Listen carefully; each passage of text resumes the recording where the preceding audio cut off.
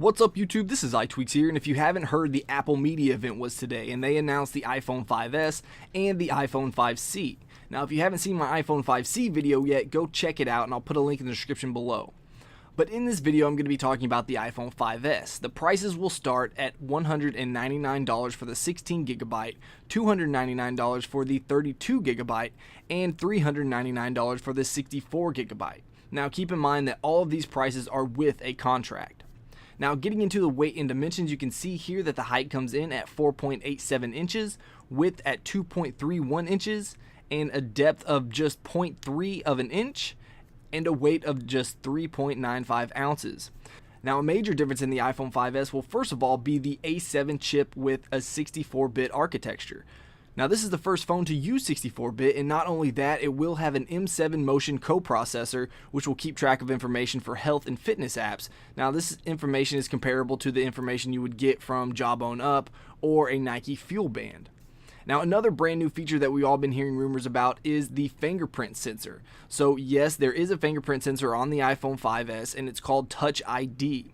So as you can see here, there's no square on the home button, which gives it a very sleek look, and you'll be able to just touch to unlock, as well as using Touch ID to purchase apps in the App Store. All you have to do is put your finger on there rather than having to enter in a password every time. Now you'll obviously be getting a 4-inch widescreen multi-touch retina display at a 1136 by 640 pixel resolution and an 800:1 contrast ratio.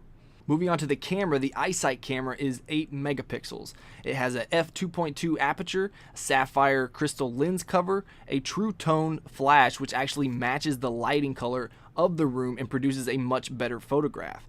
It also has a backside illumination sensor, 5-element lens, a hybrid IR filter, autofocus, tap to focus, face detection, panorama, and burst mode, which we take up to 10 frames per second. And of course it also has photo geotagging. Now if we jump over here to the video recording, it has gotten a new feature as well, which is the slow-mo recording that will record up to 120 frames per second. Now this is a feature that you've seen before on other devices, but it is new for the iPhone.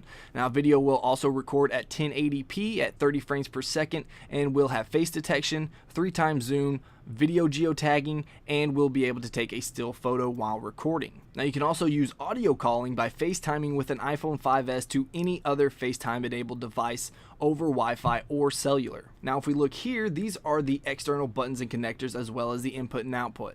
And there's really not much difference here other than the home Touch ID sensor that you can see right there. Over to the battery, we will have a talk time up to 10 hours on 3G, standby time up to 250 hours, internet use up to 8 hours on 3G, 10 hours on LTE, and up to 10 hours on Wi-Fi.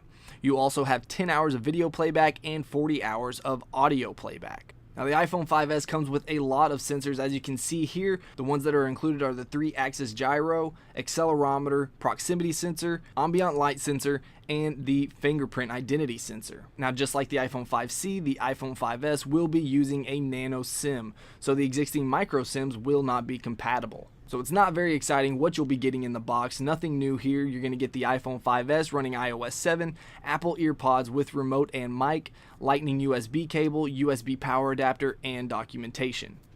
So what do you guys think about the new iPhone 5S? Are you excited about the new fingerprint sensor? What about the colors? Let me know in the comments below. And if you want to check out my iPhone 5C video, then check a link in the description below. Alright guys, if you enjoyed this video, please hit that like button. If you want to see more of my videos, then go ahead and subscribe. Also, don't forget to like my Facebook page and follow me on Twitter for updates. And if you haven't checked out my gaming channel, go over there and stop by and say hey. Alright guys, until next time, peace.